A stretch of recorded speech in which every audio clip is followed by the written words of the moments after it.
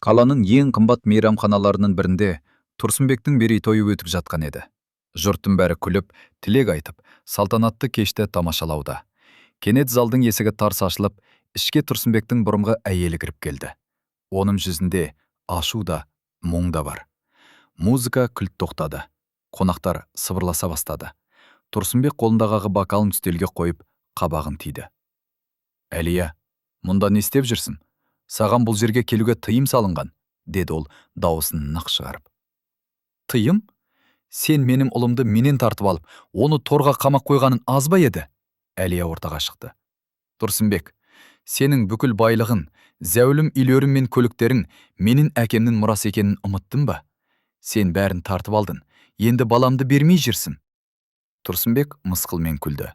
Оның қазіргі жас әйелі Гүлназ күйеуінің шынтағынан ұстап, оны қуып шықшы дегендей ишарат жасады. Бала сенмен бірге таршылықта өссін дейсің бе? Ол менің мұрагерім. Ал сен ештеңеге лайық емессің. Сот шешімі менің пайдама шықты. Тұрсынбек Әлияға жақындап келді. Сотты сатып алғанды бәрі біледі. Сен оңбағансың. Әлия шыдай алмай, Тұрсынбектің бетіне түкіріп жіберді. Зал іші тып-тыныш бола қалды. Намысқа тырысқан Тұрсынбек өзін ұстай алмай, көптің көзінше Әлияны шапалақпен тартып жіберді. Әлия еденге құлап түсті. Жұрт аһ ұрды, бірақ ешкім араша түсуге батылы бармады. Мені тыңда, Әлия, деді Тұрсынбек еңкейіп, оның құлағына сыбырлап. Егер тағы бір рет көзіме көрінсең, кек баланды емес, бостандығыңды да тартып алам. Мына жерден табаныңды жалтырат. Әлия жасын сүртіп орнынан түрегелді. Оның көзінде кек оты жанып түреді. Ол айналасындағы жалтақ қонақтарға, бұрынғы күйеуіне қарап. Сен жеңдім деп ойлайсың да?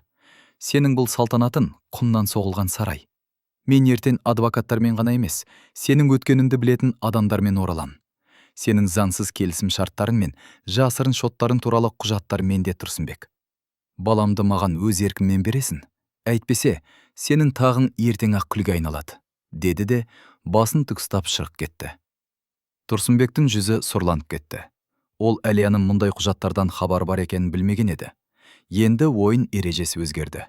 Бұл жай ғана отбасылы жанжал емес, үлкен соғыстың басы еді. Ертеңінде Тұрсынбектің кабинетінде ауыр тыныштық орнады. Ол үстел үстіндегі графинді қабырғаға ұрып сындырды. Оның бүкіл империясы заңсыз жолмен келген ақша, пара беру арқылы алынған тендерлер. Әлияның қолындағы құжаттармен бір сәтте күлге айналуы мүмкін еді. Оны тоқтату керек, қалай болса да, деді Тұрсынбек сұрлана. Ол өзінің сенімді көмекшісі, лас істердің шебері Мұратты шақырды. Тұрсынбектің жоспары қатыгез әрі өте қарапайым еді.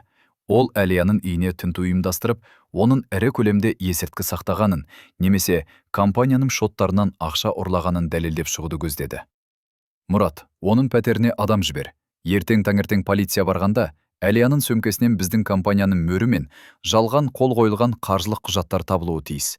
Оны алаяқтық бабымен 10 жылға соттасақ, бала да мүлік те менде қалады, деді Тұрсынбек суық жымиып. Сол түні Әлия өзінің кішкентай жалдамалы пәтерінде баласына арналған ескі ойыншықтарды жинап отыр еді. Ол ертең адвокатпен кездесуді жоспарлап, қолындағы флешканы жасырып қойды. Кенет есігінің құлпы сықырлап, үйге қара киінген екі адам басып кірді. Сендер кімсіңдер? Кетіңдер, деп айқайлап үлгерген Әлияның аузын олар орамалмен жауып, оны орындыққа таңып тастады.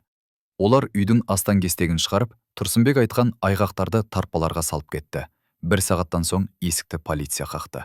Тұрсынбектің сыбайлас тергеушісі бәрін алдын ала дайындап қойған еді. Әлияны қолына кісен салып алып бара жатқанда, ол сыртта тұрған қара джипті көрді. Көліктің терезесі баяу түсіп, ішінен Тұрсынбектің кескін келбеті көрінді. Ол жеңімпаздың кейпімен темекісін тұтатып, Әлияға қарап басын изеді. Мен саған ескерттім, Әлия. Менің жолымды кескен адамдар тек түрмеде отырады, деді ол мысқылмен. Әлия полиция көлігіне отырар алдында оған айқайлап үлгерді.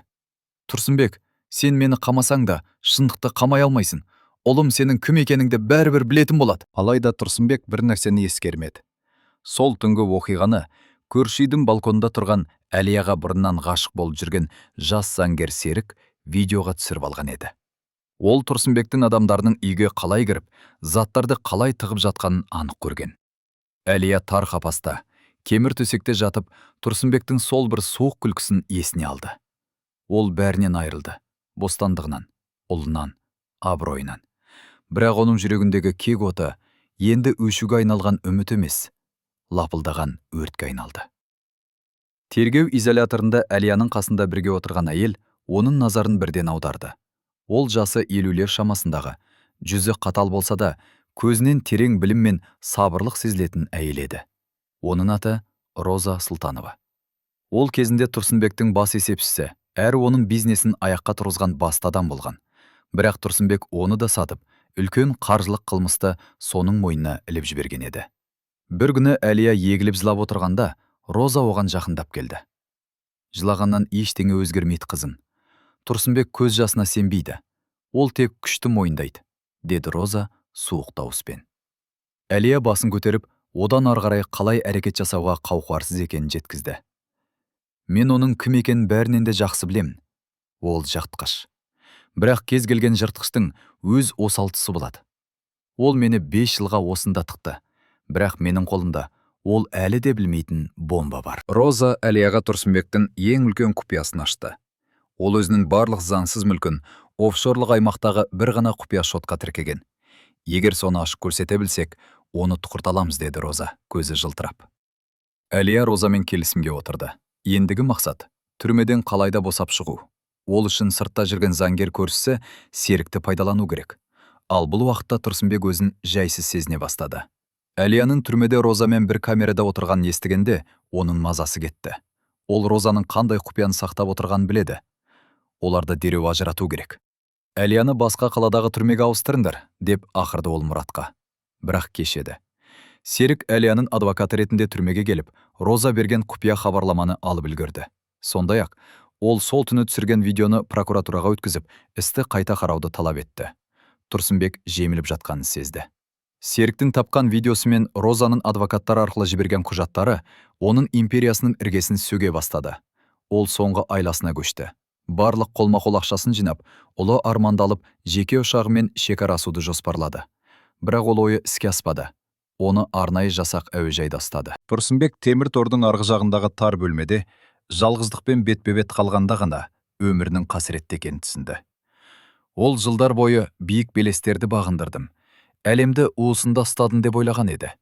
Алайда сол биіктікке барар жолда ол өзінің адамдық болмысын, әкелік мейірімін және ер азаматтық намысын құрбандыққа шалған болатын.